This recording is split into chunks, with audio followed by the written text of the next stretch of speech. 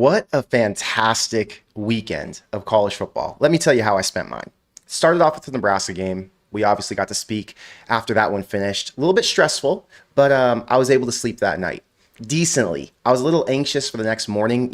I watched some Lee Corso stuff. They had a bunch of clips, call them Lee Corso highlights from over the years in his career. And as I watched him, I was like, man, this is pretty sad. This will be his last game day. I remember watching him when I was a little kid sitting in my family home in Orange County. And my dad and I would be up early in the morning, 7 a.m., watching college game day together. Anyway, it's like been ingrained in my life. That guy has been ingrained in my life for such a long time. So to see him leave was, sad. I ended up watching some other clip and it kind of got me teary-eyed. So as I'm going to bed, I'm like thinking about Lee Corso and college football and how much college football means to me and that show is meant to me. And it made me just really emotional.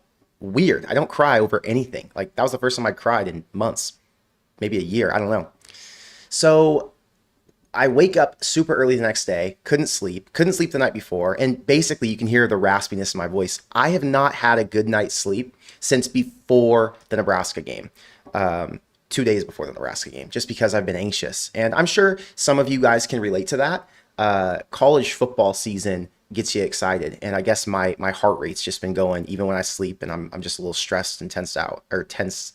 I'm a little stressed out and tense. So I'm glad that we made it through the first week. Hopefully now I'll be a little bit more chill. I'll be able to go back to sleep on a normal schedule, and I won't be thinking about everything going on, because it's been a lot of chaos. It's been a lot of excitement. I watch all the games, as you guys know. I literally posted up on my couch on Saturday, just sitting watching everything, just flipping back and forth between games. And I'm obviously betting on them, so I'm tracking. And it's just a good time. I'm really glad that we're back in the swing of things. And I'm really glad that Nebraska's 1-0 and people haven't already given up on the season. You know what's so important about them going 1-0 to start is that if they would have lost this game, the Cincinnati one, obviously hypothetical, there would have been a lot of negativity that wouldn't have been redeemable until the Michigan game, which would have left us in this weird position with turmoil with the fan base all the way until September 20th. And even then, if they would have lost the Michigan game, it could, lead us to spiral. So it's nice that Nebraska got it done for themselves and for us as a fan base, so we don't have to see all the negativity or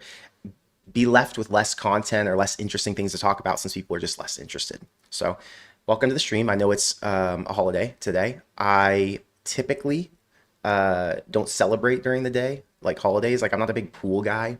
Like when I go out at night. So it's just been a hangout for me. And I thought, you know what? I've got to make a video this week no matter what. Might as well get it done on a Monday so that people who aren't able to watch live right now can go and watch it tomorrow when they're at work. I know some people like to watch this show when they're at work. It gives them something to listen to in the background, So we got it out of the way, and then tomorrow people who aren't here can watch it. So welcome if you're here now, welcome if you're here tomorrow. And we've got some things to talk about. I wanted to start with Dave's comment. Thank you for the $5 super chat. Thank you for being a member. He says, love the Labor Day special podcast. At a pool party now. We got to get you a girlfriend here in the Valley of the Sun. There are a lot of quality women out here in Arizona. I can tell you that. I'm not interested in a girlfriend right now, but I know they exist. I see them out regularly. Dave, I hope you're having a good time at the pool party, and thank you for your super chat and always supporting the show. I hope you had a fun time at the game and you were able to get back on your regular schedule and watch football on Saturday after you came back from KC. Jim, thank you for the $10.10. He says 20-17. Well, so much for my 38-10 Kool-Aid guess. Jim, you and I were both drinking Kool-Aid, so don't worry. It wasn't just you. I thought it was going to be a bigger win as well.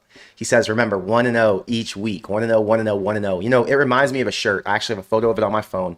See if I can find it. I made this shirt after who was it? They beat somebody like a Purdue or Minnesota. Nah, it wasn't Minnesota. It was somebody who wasn't that good.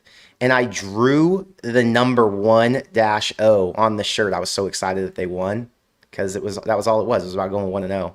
Who knows? I'm not even going to find it in my phone right now. But yeah, I did that. Some of you guys who were on the live stream probably saw it. It was a post-game victory shirt, we'll call it. Dave says it's awesome to see that Butler knows how to structure a secondary. Best PFF grade for coverage since 2014. There was never a doubt with John Butler in secondary, right? Secondary coach for one of the best teams in the NFL. He's obviously got a strong pedigree there. And Nebraska's DBs were already legit. They came in with some of the most experienced DBs in the entire country, let alone the Big Ten. So I never doubted them. There were other questions and concerns, but secondary was never one of them. So shout out to John Butler putting it together. And shout out to the players for actually executing and making plays when they needed to. Rushy says, how do you feel about Michigan after the first week? I feel like we might be all right. Michigan had a good game. There were a lot of teams in the Big Ten with good games. We'll talk about those in a minute on here. Right now, my initial thoughts is that Michigan game is going to be a battle. The biggest question for them was they've got a freshman quarterback. How like good is he going to be? The freaking dude went off. He can run. He can pass. He's big. He's willing to put his body on the line and block for his running backs. I mean, yeah, Bryce Hunter was going to be a problem. How good will he be when he comes to Lincoln in his second road game? I mean, he'll already have been battle tested, right? He's going to Oklahoma this week where they're a 6-point favorite or a 6-point underdog, I believe, like 5.5 right now. So interesting situation for Michigan and Bryce Underwood, but I think that guy's going to live up to the hype. Fiddy says, we drove up to KC from Arkansas for the game. Our hotel ended up being an hour from KC. That's rough. I've done that drive from Arkansas to KC. Well, from Oklahoma, but they're touching each other close. It's not that bad of a drive. It's actually really easy. I think it was like 2.5, 3 hours. So that sucks about the hotel being far away, but at least you got to go to the game. I always look at the bright side, Fiddy. Always the bright side. Otherwise, you can get pretty down in the dumps. You know what I'm saying? Some negative things will happen like that. And let's see. Jason, thanks for being a member. He says, I'm definitely ready to see how the Michigan game goes. I feel like we're good. I feel like we're going to be competitive. Nebraska is going to be competitive in every single game they play this year. There's not a team who's so far superior. And obviously, we'll know more as we get into the season. This is a week one, and you can't have too many takeaways. You can have, assumptions and beliefs after week one, but you can't have takeaways that are definitive, right? You can't say, well, this team's going to play like this because we saw them do it this first time. These games they're playing in, number one, you've got new coaches, new players. You've got a lot of variables that are going to alter and shift as we see more normalcy in their schedule. The teams they play, they aren't playing out of conference teams. They're playing teams with similar profiles, like in the Big Ten. And I'm not getting too overexcited about what I watched in week one, but I do feel very confident to say that Nebraska has the talent and the coaching to keep every single game close. We'll just put it that way. They're going to be able to win every game they play. They'll have the ability to. Couldn't have said that in past seasons, right? Matthew says he woke up at 3:30 a.m. on Thursday. Couldn't help it. I was in the same boat, brother. I woke up at like 5. It was it was rough. Jose says, you ready for Bill Belichick and his young girlfriend's debut? Debut, I think you meant to say, not debut. But yeah, I'm ready for it. I took North Carolina plus 3.5, and I got some more at plus 4. I think people are doubting them. North Carolina's got a lot of transfers in. I really like Gio Lopez, the quarterback who came from South Alabama. I'm riding with Bill, even though I despise his girlfriend. The whole thing with the girlfriend and her energy is just so yuck to me. It just gives me the ick. I don't know how he puts up with it, but when you're an older guy and you got a young, hot girlfriend who's willing to do relatively hot. She's not hot to me, but in his eyes, she is. You got a hot girlfriend, you're willing to, tolerate more, I guess. Pretzel said he was at the game, got to see it live. That's awesome, brother.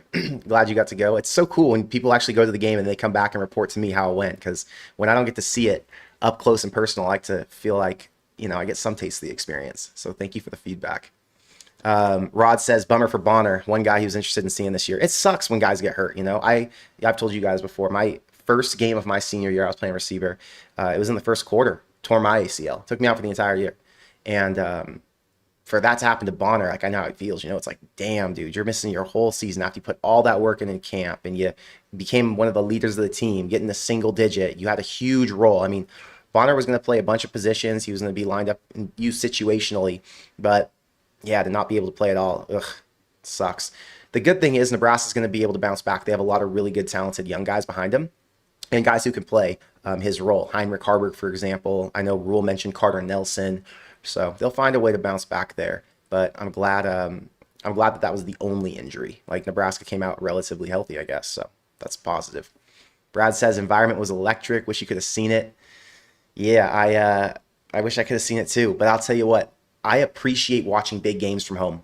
And with the way the TV is and, like, you have all the angles and you can rewind stuff and rewatch it.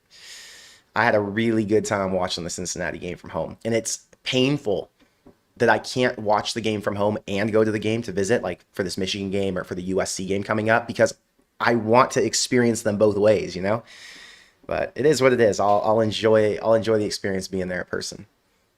Mozilla says Coach JB called Dylan Raiola garbage.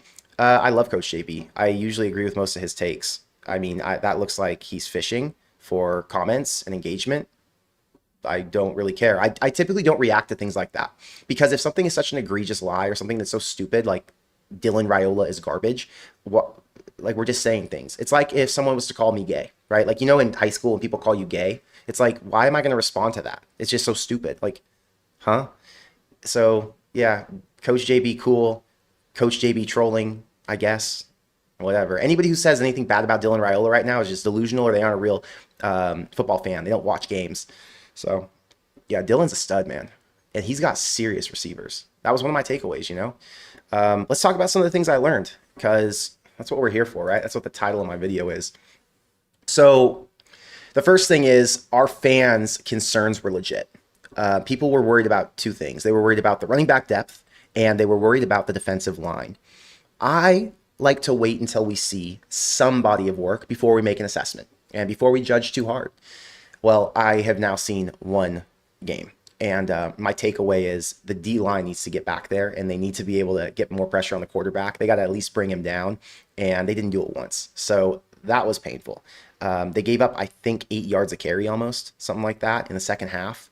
So, and to Brandon Sorsby, and he put him in position to actually win the game. So if they face another running quarterback who they can rely on, like a team, like a Michigan State, for example, with Aiden Childs, because I know he is dual threat. Let's say Michigan State says, screw it, our pass game's not working. Aiden's a decent passer, but he's a great runner. We're just going to run it down Nebraska's throat because we know our line is going to take care of business against their front. That's going to be a problem. And I do think Nebraska's got a couple games where that will be an opportunity. Bryce Underwood could do that to you. Jaden Mayava, in theory, could do it to you with USC. I wouldn't say Nico can. I wouldn't even, UCLA I'm not worried about after watching that Utah game. My God, was Utah not the freest bet I could have ever given you? I had a 3-team money line parlay. Utah, Georgia Tech, Nebraska, 200 pay 450. It was so free. I mean, Nebraska and Georgia Tech was a sweat, but that final leg with Utah, easy. Getting back on track. The D-line, still questions. And who's going to step up? Who's going to break through? Are they strong enough? Are they big enough? Are they heavy enough? These Big Ten offensive lines are probably going to be better than what they saw against Cincinnati. Now, no disrespect to Cincinnati. They were a good football team. In hindsight, when you watch all the games around the country, Saturday, Sunday, you realize Cincinnati was a much better team than Nebraska fans gave them credit for. Then, honestly, everybody gives them credit for. A lot of people, what they like to do, it's a very casual take. Well, last year, this team only won 5 games. So this year, they're equivalent to a 5-win team. What? Nebraska won 3 games one year, and we're going to go and judge that the next year? They have an entirely different coaching staff. They have an entirely different roster. You can't make those judgments. So anyway, they were the best 3-9 win team in the country, remember? And then the next year they were like the worst, 5-win team. They were terrible. So yeah, I year to year, you have to be careful on how you make judgments on teams. But Cincinnati ended up being better than we thought they would. Going back to the other fan concern, they were concerned about the running backs. You guys were concerned about the running backs. It was who is going to be the other guy who steps in. Obviously, Dante Dowdell transfers out. My God, I don't know if you watched the Kentucky game. I had the pleasure of putting money on Toledo. Toledo plus 10 in Kentucky. I believe Kentucky won by 8. They won 24-14. Dante Dowdell ran for 129 yards, I think. Let me check. I had it in my notes somewhere. Dante Dowdell. Okay, he had 14 carries, 129 yards. He had a 79-yard touchdown run. Kentucky had to pay him. You know what I mean? Hundreds of thousands of dollars. And they pried him away from Nebraska. It was a huge get for them. They now have a really strong running back room. Nebraska is left with more to be desired because although we know Emmett Johnson is a freaking stud, and in theory, he can be an every down back, but for how long? 6 games? How do you max out his potential over the course of the season? You've got to have someone else rotate with him. So the fans were worried about the rotation, and yeah, we ended up seeing 2 guys come in, Mekhi Nelson and Isaiah Mosey, no, I'm blanking. Yeah, that is his name. Why am I blanking right now? His name's Isaiah, right? I don't even have it in his notes. I'm blanking with names. I don't know why. I'm thinking about a lot of names in my head of football players, things I wanted to talk about. But anyway, Mosey comes in, and he had a couple carries. I think Mekhi was probably in for like 10 snaps or less. Who is going to stand up and be the secondary back who can take some pressure off Emmett? That's the question. And we don't know yet. So it's a question mark. Obviously, Matt Rule talked today in the press conference, and he said we need to make sure that we get more backs in the game. And I let Dana do his thing. Obviously, he's in charge, but I didn't like that we only used one back. The problem is when you've got a hot hand like Emmett, and when you're in a tight game like you are with Cincinnati, coming down to the wire, do you want to put someone in like a freshman in Mosey or a redshirt freshman in Nelson and hope they can live up to the task? Probably not. So I understand Holgerson's thinking. I understand Rule's point, and I know Nebraska fans just want to see who that number 2 is going to be and what that rotation is going to look like. So, yeah, big questions about the run game, big questions about the rushers. I'm going to show you right now. The rushing numbers were insane for Cincinnati.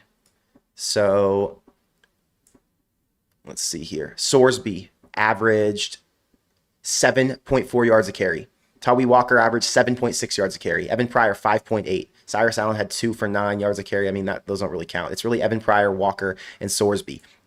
Those three, the three-headed rushing monster that Cincinnati was, surprisingly, shouldn't have been surprised, but I was slightly surprised, averaged over 6 yards per carry, closer to 7. So, yeah, defensive line needs to get it figured out. And then if you look at Nebraska on the other end, you've got Emmett, who averaged 4 yards a carry. Fantastic. I have no complaints about Emmett, but no one else got anything going. Nelson, 0 yards on 1 carry. Mosey, -2 yards on 1 carry. Those aren't bodies of work that you can look at and make a judgment, obviously, based on how talented they are or what their potential is, but got to see who's going to step up. That's the question right now. Who is going to help move the needle?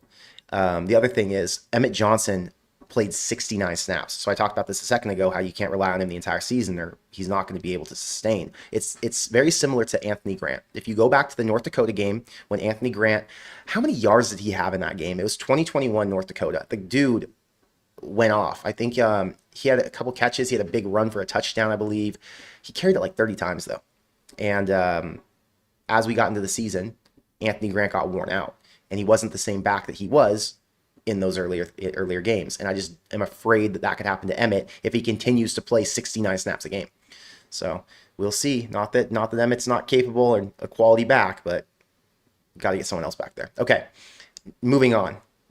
Our next thing that we learned is that Nebraska won in the portal. Oh my God, did they win. Look at all the players they got, okay, who played significant roles. There's 8 of them that I wrote down.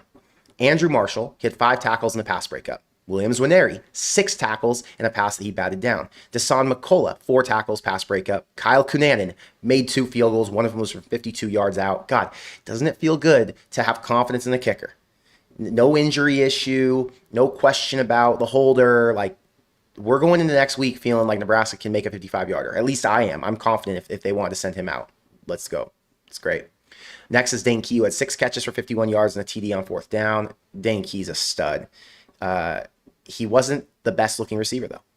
The best looking receiver is actually Isaiah Hunter. He had 6 catches for 65 yards. The touchdown, obviously, where a little bit bobbled, but he was able to secure it. He also had that catch down the left sideline, and he went up in a one-on-one, just high pointed the ball over the DB, and came down with it. Isaiah Hunter's fast.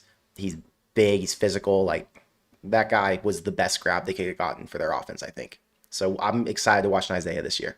And no disrespect to Dane Key or to Ja'Cory Barney. It's just right now, based off what we just saw, Isaiah looks like the best receiver.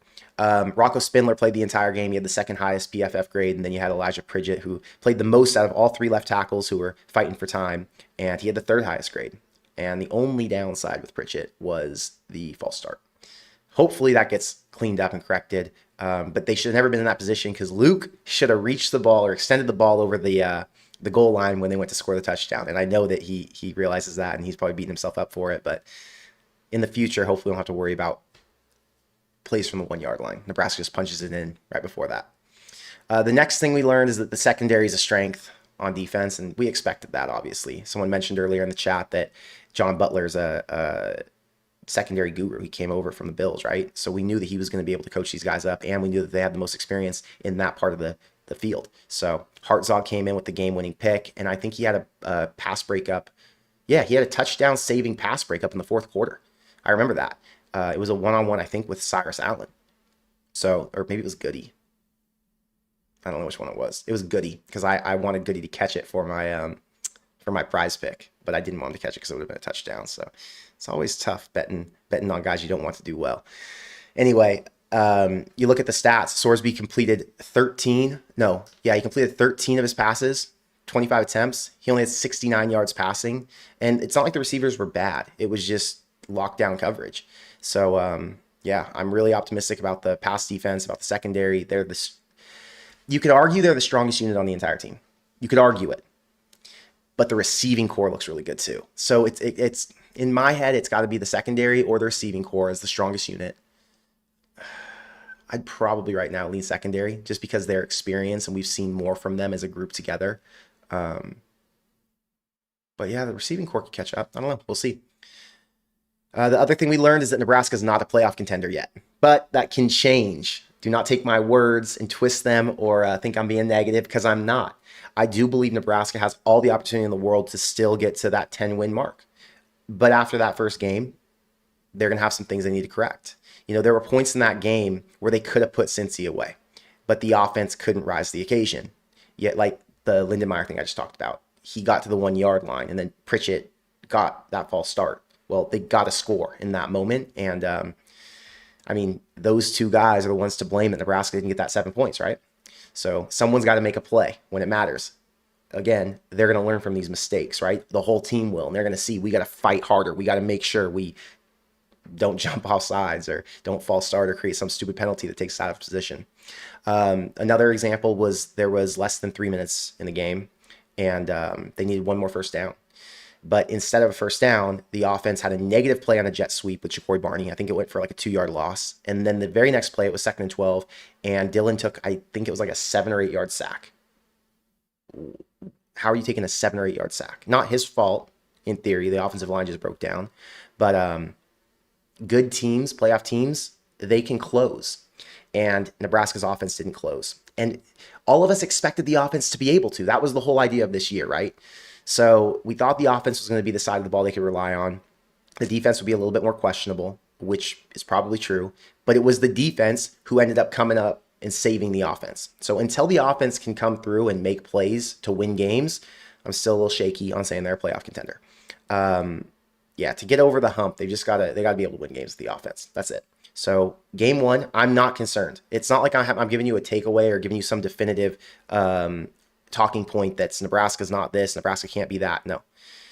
Right now, that's one of the things they got to work on to get better. And the last thing is that Dylan is one of the best quarterbacks in the Big Ten. And there's not really a debate here. You know, people will bullshit online. They'll say all kinds of stuff. But I just disagree. And the stats tell you that these people are BSing. So if you look at completion percentage after week 1, Drew Aller led in his game against Nevada.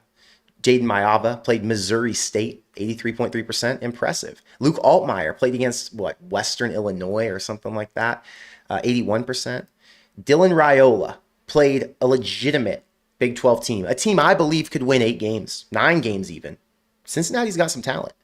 And Dylan Raiola completed 78% of his passes. Do all of these quarterbacks complete 78% of their passes playing Big 12 teams? Probably not. Dylan is far and away one of the best QBs in this list of 18 that I'm showing you right here.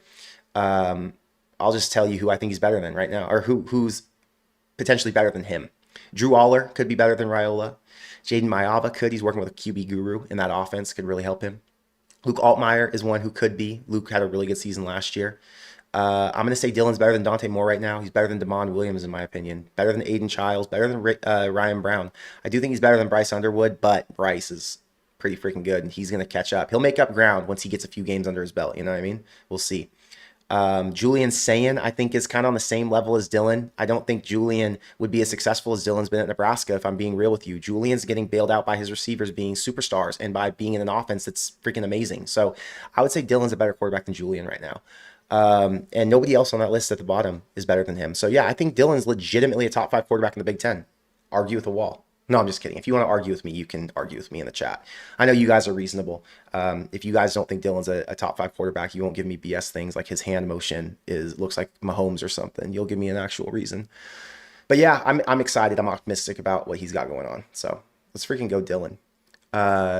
Cash, thank you for the $5 super chat. He says, GBR, could you see us changing our defensive formation to a 4-3 if our rush D continues to have issues? It might help in Michigan or Minnesota matchups. Thanks, love your effort. Well, thank you for being here and thank you for watching, Cash. Yeah, I mean, they ran 4 down linemen, and Nebraska's a multiple defense. They technically are 3-5, but they do all kinds of other things. They show different looks, different fronts. So I 100% believe that if they're playing a team like Michigan and they're getting beat, they're going to stack the box. So we'll see what happens, and we'll see how Nebraska decides to approach it. But in the past, we've seen them do that and make that change. So we saw it against Cincinnati. I'm telling you, Nebraska didn't run 3 down linemen the entire time. They had guys up on the line. It's just they couldn't make a play when they needed to. Part of the issue was one of their guys up on the line would be like a Vincent Shavers, who's a linebacker. So maybe they got to add a defensive lineman in there, somebody who's a bigger body. Get Riley Van Poppel and Elijah Judy and a Cam Lenhart. Just get your biggest dudes. Yeah, I don't want to say that I'm too concerned. I think Nebraska's for sure going to be able to figure it out, but they're not going to be a dominant defensive line this year. It's just the sad reality. They aren't super senior heavy there. They're really young. Think about it. Williams Nwaneri, redshirt freshman. Redshirt freshman. Cam Lenhart is a junior, I think. Yep. Riley Van Poppel is a sophomore, redshirt sophomore. Elijah Judy, is he a senior or is he a junior? I don't know what he is. Maybe a junior. And then Deshaun McCullough on the edge is a senior. Yeah, they're just young is my point. Need big bodies who are a little bit more matured and older, but they don't have it right now. So we'll see how it goes. Let's see here. I want to see more things in the chat. Brett says, love the show. Appreciate the support on Cranium. If somebody is looking for the negatives last game, there definitely are some to be had, but we have so many positives to be thankful for. 1000%. Really quick. Speaking of Cranium, so I did my ad for Cranium the other day, guys. You can get a discount code for Cranium in the description box below. But I drank this energy drink. It's a Blue Twist, this one right here. So I had it, and this isn't an ad right now. This is just love for this company. It tasted fantastic, and I felt good after. I didn't feel like a weird caffeine high, because I get these little caffeine highs. I'm not a big caffeine guy. So I drank it. I probably drank the whole can, or almost the whole can, and I felt good. I was fine. I felt a little bit more focused, and it tasted freaking fantastic. So if you do drink energy drinks like Red Bull or Monster, whatever the garbage is, may I suggest Cranium? It was a solid one, and it's the only energy drink that I'll entertain. I've got a few more cans in my fridge, and I will drink them. So yeah, thank you, Brett, for supporting the show, and thank you for making a good drink. Let's see here. Todd says the vast majority of the games this weekend were ugly football. The vast majority was ugly football, and it made you feel better about Nebraska's situation. It makes you feel like a lot of these teams are going to get better, and I think Nebraska's in line to do so. Now, there are some questions around Nebraska right now. I've got 3. I would say number 1 is who's going to step up at running back, because they need somebody to make a move, and they need someone to take some pressure off Emmett Johnson. Emmett, like I said, had 69 plays where he was in the game, and he's a smaller back. He's meant to be a third down back. So who's going to step up and relieve him? Man, imagine if Dante Dowdell would be at Nebraska, though. Just imagine the freaking situation they would be in. They'd have a legitimate thunder and lightning attack, just like they did last year. Except we get to see a better body of work because Emmett didn't come on till the very end. But yeah, wow, that would be fantasy land. The other one is, what are they going to do to help support the defensive line? Are they going to blitz more? I think in the past, Tony White blitzed more. Man, you watch FSU and Alabama, and it really makes you appreciate Tony White. That guy worked wonders. Keep in mind, their offense was spectacular as well. They got a lot of really good transfers in. But Florida State's defense was aggressive. They were fast. Those athletes look freaking nasty. I get why Tony White left. That was an upgrade for him to be able to go and coach technically more talented players, more guys with 5-star rankings, high 4-star rankings. It's freaking Florida State. But he will be a head coach soon. Tony White confirmed he's going to be a head coach soon. Because if Florida State's going to be a top 10 team this year, which they very well look like they could be, when you play in the ACC, you're going to win most of your games, right? If you have that much talent. Tony White's going to be on the move again. The other question I have is, can Nebraska's depth step up as we get into the season and start seeing injuries? Nebraska's got, I think, the youngest team in the Big Ten, I read, and you hear it a lot. So you got all these young guys who are going to have to play. I think they had 9 true and redshirt freshmen play this week. It was Cortez Mills, Carter Nelson. Let me pull up my note. I don't need to read this from memory. Okay. They had 9 true and redshirt freshmen who played. Quinn Clark, Carter Nelson, Cortez Mills, the 2 running backs, the backups, Donovan Jones, Rex Guthrie, Dawson Merritt, and Jordan Ochoa. So those are all names who are essentially in Nebraska's 2 deep right now. Carter Nelson's going to have to take on a role because we already lost one guy who plays his position in Janarin Bonner. And Cortez Mills is going to have to play a role because Nebraska uses 6 receivers, and he's one of them. Same with Quinn Clark. So I think Donovan Jones stepped in and played too. I don't know how many snaps he played, but he played a good amount. So yeah, the young guys have to step up. But the question is, how good is the youth going to be for them? I don't know yet. It's a good question.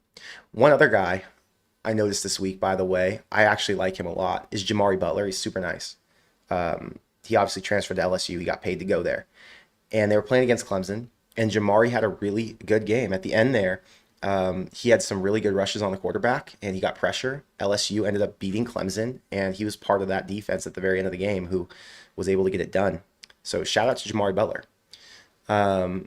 Looking at the Big Ten this week, well, last week, this weekend, you can see Rutgers barely squeezed out a victory over Ohio. Now, Nebraska doesn't play Rutgers this year, but I believe Rutgers is a little bit worse than they were last season. Now that they lost Kyle Monangai, who I would call him their identity up until last season, or up until this season. For the last 2 years, he has been. Minnesota squeaked out a win over Buffalo by 13 points. They have their new quarterback, Drake Lindsey. Pretty good game. Buffalo, a MAC team. Minnesota's still going to be good, though. Look at Darius Taylor had 30 carries for 141 yards. Is Minnesota a concern? Are they a threat to beat Nebraska this year at home at night? 1,000%. Is this a Friday night game for Nebraska, by the way? Let me get a little refresher. Nebraska, yeah, it's a Friday night game. So that one's going to be tough. That one's going to be tough no matter what. Look at their receivers. They have a 60-yard long, a 35-yard long. I mean, they've got playmakers everywhere. So, oh, wow. Coy Parrish played receiver. He had a catch. Interesting. Coy Parrish is their All-American safety, who was a freshman last year, sealed the game against USC. He's a stud, for those who haven't heard his name before. Anyway, so Minnesota's a threat.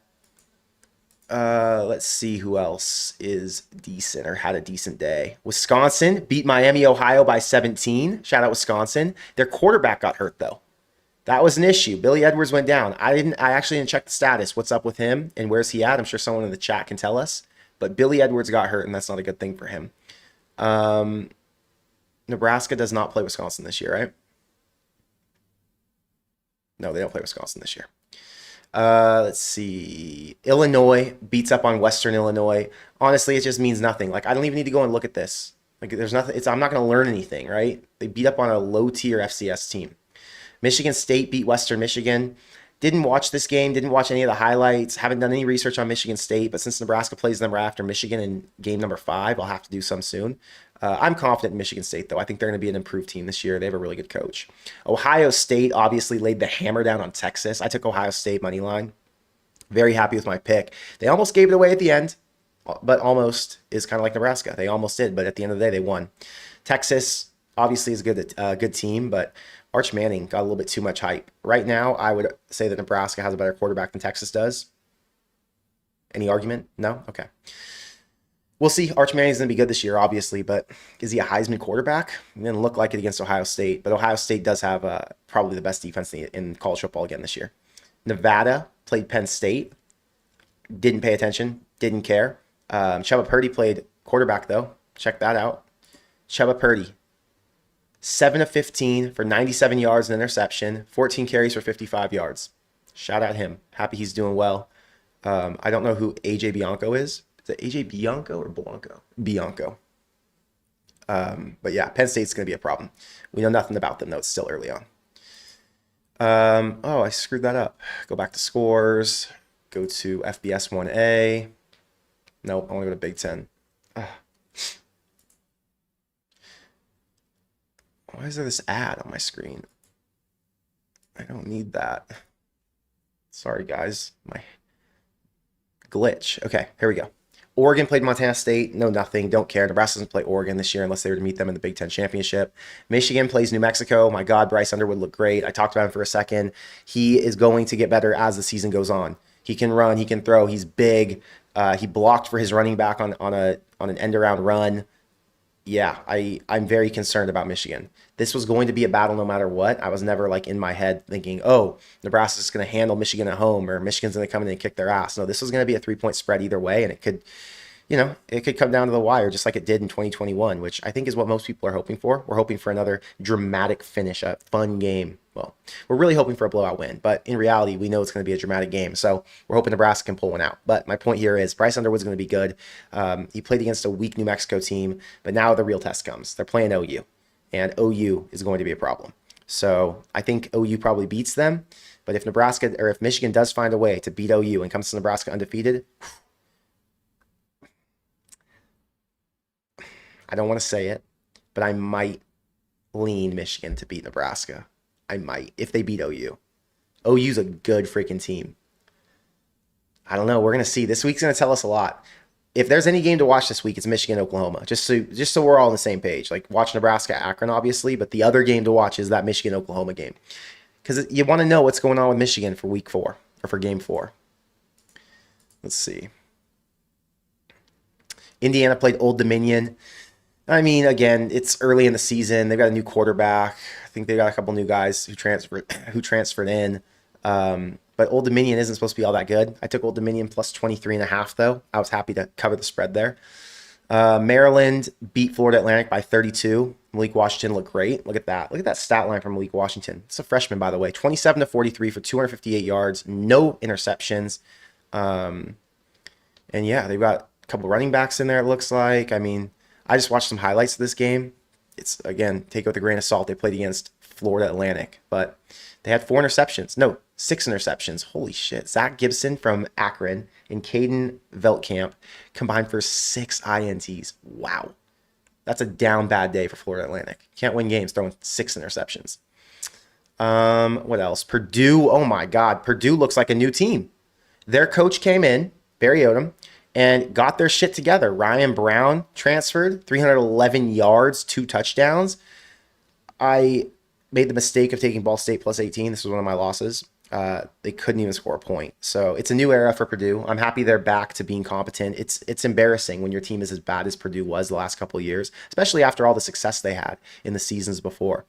Where did that coach go? What's his name? Ryan... What the hell's his name? Purdue football. Wicca 24.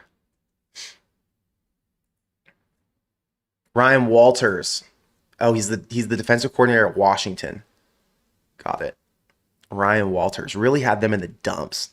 Dude was not doing his thing, but yeah, Purdue's back. Okay, Northwestern. Jesus, they looked bad. Tulane's good. Shout out Tulane. I think their coach is John Summerall, right? And they got Jake Retzlaff at quarterback. He came in from BYU after getting shamed and hated on for, I don't know what he did. I think they claimed that he like assaulted a chick and he didn't. It ended up coming back that she lied. Like she didn't press charges. Who knows the story? I don't know. Don't quote me because I don't remember all of it. But he ended up transferring out to Tulane and yeah, he kicked Northwestern's ass. Nebraska plays Northwestern this season at home. Looks like another free win. They have Cam Porter at running back. I think he's like a 3-year starter. He had 6 carries for 46 yards. Barely did anything. Preston Stone, 19 of 36. Preston Stone, the same QB who was at SMU, lost the job to Jennings last year. And he threw for 4,000 plus yards before transferring to Northwestern. 4 interceptions against Tulane. Again, Tulane's a good football team. But Northwestern's a Big Ten team. And for a Big Ten team to lose by 20 points and to score no touchdowns on a group of 4, Tulane, is embarrassing. So Northwestern's a mess. They are still rebuilding, apparently. I do not believe if they don't make a bowl game this year that their coach will continue to be there. I just think it doesn't make any sense. Coach was hot in the beginning. And Yeah, he earned the job because of his first season. That first season was special. They got to the bowl game. They beat Utah. I think they won 8 games when they shouldn't have won any. And then it's just been total regression from there. Northwestern is not a threat to beat Nebraska this year. That's kind of the point. If Nebraska did lose to Northwestern, that would be, Jesus Christ. We need to not even talk about that. Iowa. Wow. I heard a lot of positive things about Mark Gronkowski, or was it Gronowski, in the offseason. He's going to be the best Iowa quarterback since who knows who, and he's going to be this great arm, and now we have a passing game, and da-da-da. Mark Gronowski's so good. I watched the first half of the Iowa game. It was terrible. They were losing at one point.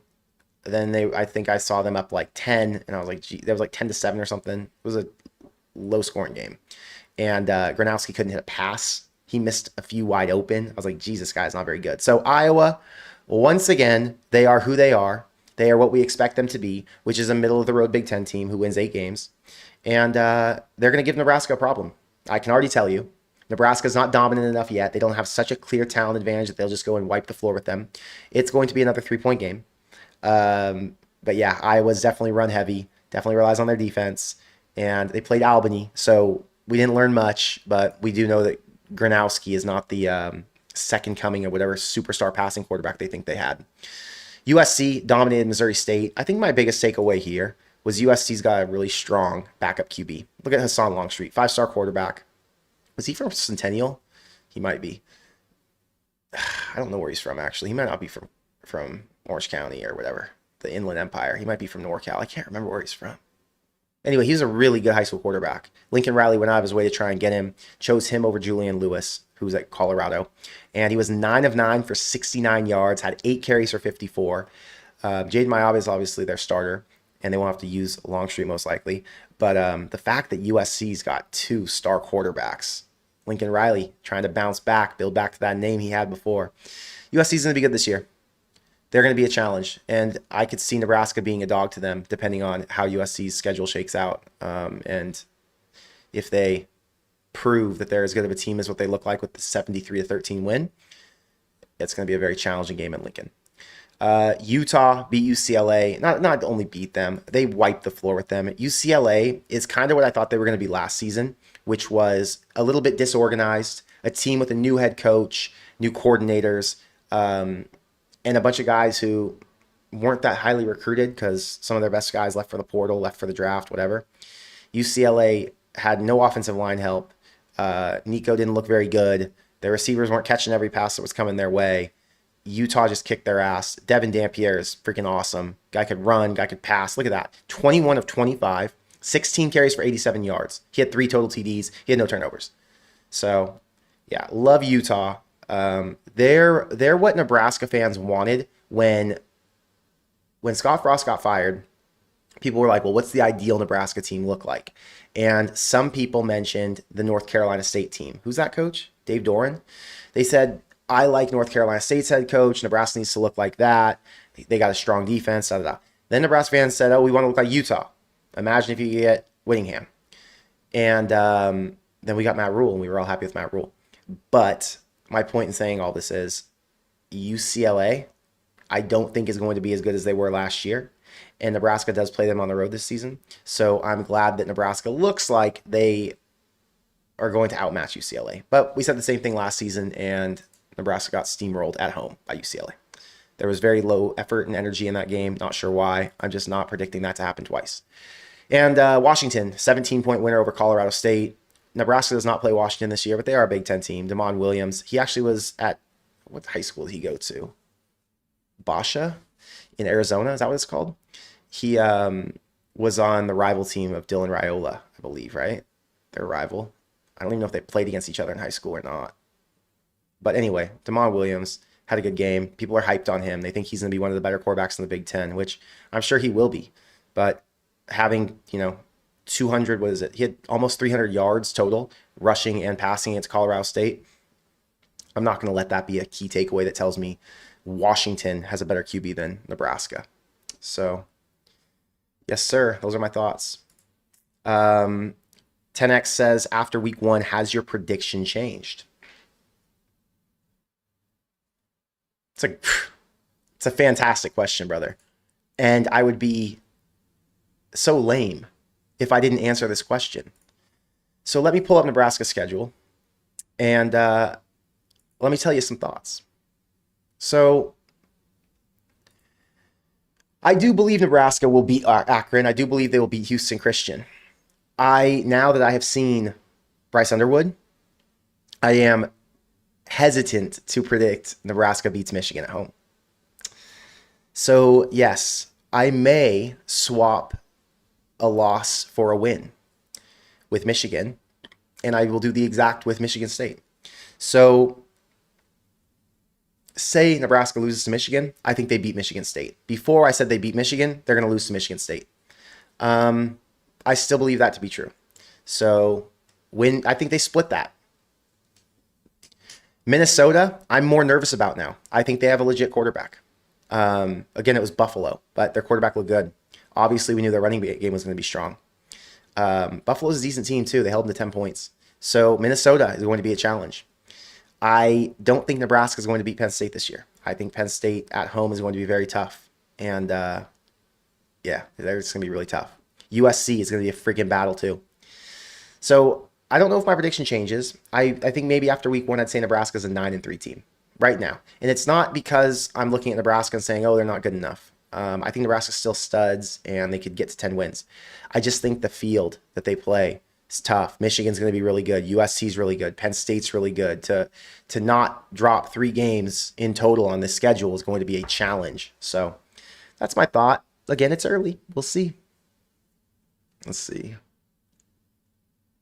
I have not been watching, by the way. I've not been watching the UNC game. I saw someone comment about that. I took UNC plus 3.5, I told you. And I'm looking forward to watching Belichick. There we go, 7-0 to start. It's going to be fun to watch. I'm excited. This is going to be a fun game after I get off this stream to hop in and check out because, you know, Belichick and all his drama has been interesting, but I want to watch football with him, you know? Let's see here. Everything Husker. Hey, Connor, big fan. I'm at 206 subscribers, trying to get to 300. Can I get a shout out? Here's your shout out, Everything Huskers. I think you wanted me to come on your podcast or your live stream. I couldn't because I was doing this one tonight. But I promise you, I will make time and I will do a show with you. Promise. I'll do my best. I like to help people. I like to come on and talk with people, you know. So if you're going to try and you're going to put effort in, then you deserve someone to come in and help try and springboard you, you know, give you something to talk about. Let's see.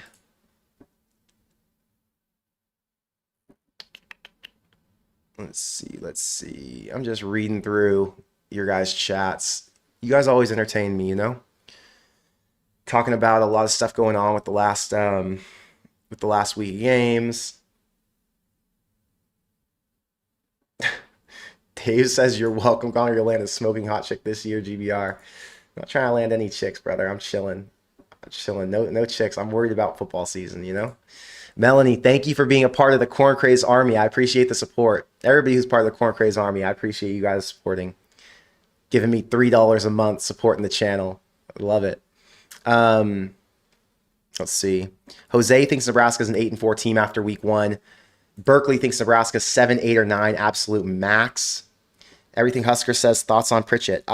Pritchett was the highest graded left tackle. He's obviously the one of, if not the highest paid offensive lineman Nebraska has right now. And yeah, he's good.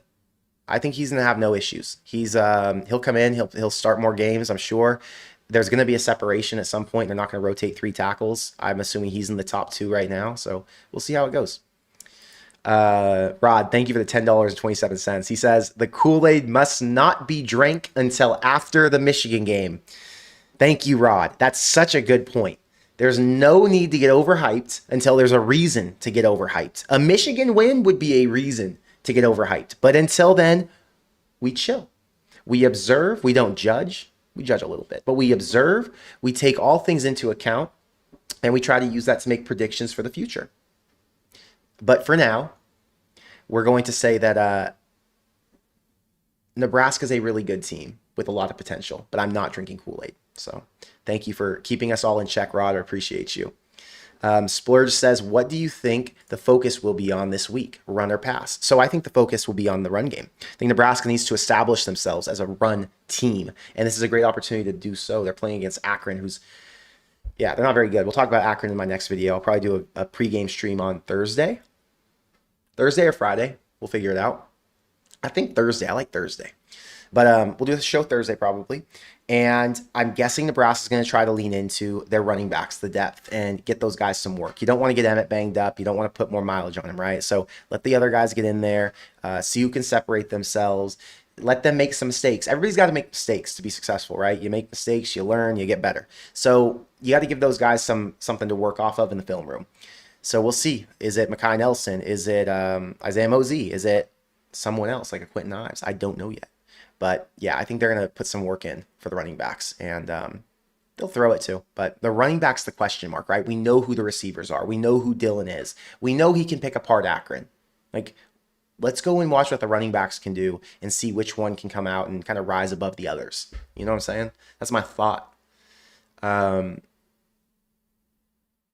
Husker says we have one quality running back and 4 quality receivers. Let's hope they stay healthy. So I agree that we have one quality running back right now, but I do think there's a second quality running back in the room.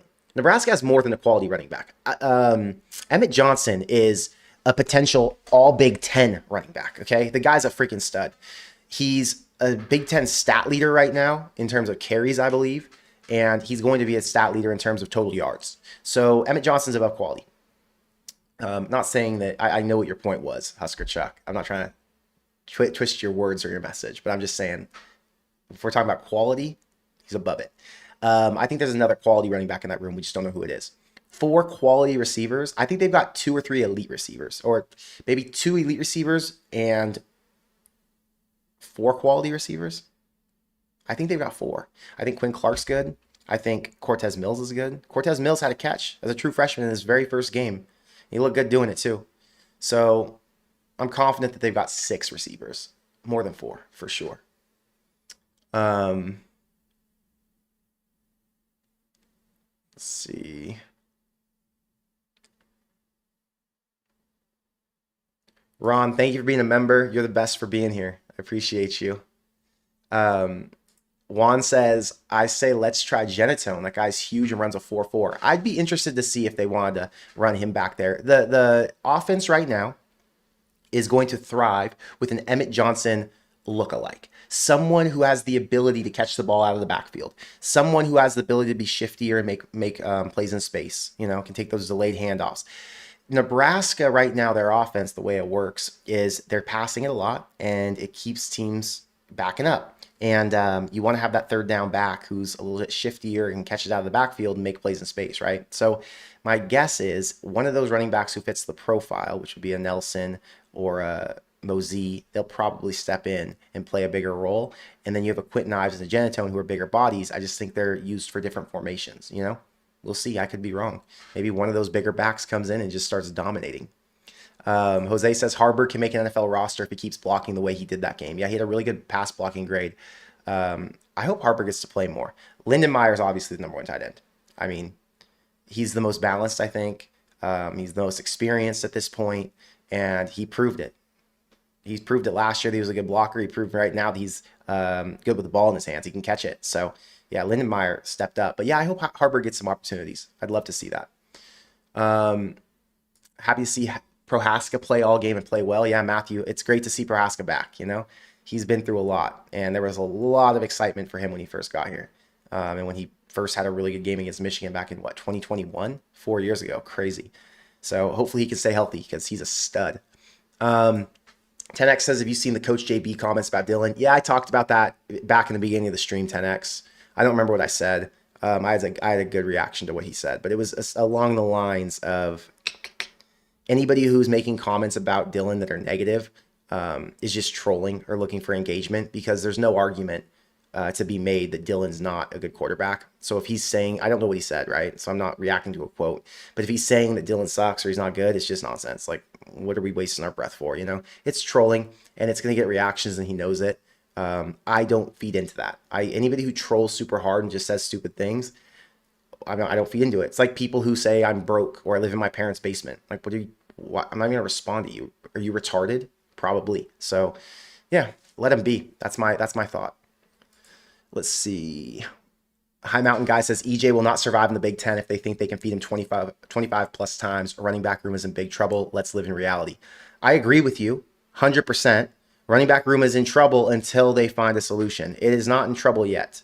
Let's see who pulls away and who separates themselves and shows that they can play with Emmett. Now, if no one does and they don't have a second back, you're right. But it's too early to call it. It's too early to make that call and say the running back room is in trouble. We don't know yet. Got to give them time. They're young. You know what I mean? Jose says Emmett isn't injury prone. He's never been hurt. That's true, brother, but anything can happen. Let's not jinx it. Let's see. Ives is hurt. Might make a difference when he's back. When is Ives back? I know he's been hurt, but when is he back? Don't Get Me Started says, can't wait to hear the cheers of Luke as we get further into the year. I think that's going to start right now. I think right now people know who that is, and he's going to start to get some chance. You know, Luke, right? It's going to be fire. Luke's a stud. Walk on, worked his way to the starting role. I remember last year he posted a TikTok talking about how he wasn't in the NCAA game, the EA Sports college football game. He's like, what the hell? And then they added him in. Deserved it. So, yeah, I'm happy for him. He's a good dude. I like his parents too. They're big supporters of our channel, and they're good friends of mine. Let's see. Matthew says DR missed a touchdown on the 2 plays after the first down, false start by Pritchett on the top right of the formation. Yeah, I mean, he's not perfect, right? When you're not perfect, you're gonna miss some things. It is what it is. Kevin says, good thing we have a kicker and made all the field goals. Would have lost that game in the past anyway. Yeah, 100%. Dude, Nebraska having a kicker is total game changer. Because in the past, we've always been stressed out. We've thought, what's going to happen? Is the guy going to go out and make it? Or is it going to be some flop where just what we've watched multiple times? Is the hold not going to be correct? Is the guy going to kick it on the laces? Is the guy just going to miss it wide left? What are you going to get? It's a 35-yarder, and we're treating it like it's a 55-yarder, right? Now, feel confident in Cunanan. So I'm excited for the special teams. Very positive about that. But yeah, wishing for the best. Not expecting the worst, but wishing for the best. Okay, guys, I've talked for an hour. I've given you my thoughts on week 1. I love hanging out and spending time with you. But for now, I got to go watch this TCU North Carolina game. I'll be back with you probably on Thursday, make some content, and we'll get ready for game number 2. I'm excited. Nebraska's a 35-point favorite, justifiably. And yeah. So thank you guys for being here. Thank you for watching all my content, for supporting the channel. But with all that, thank you for being here. I'll see you in the next one. Go Big Red.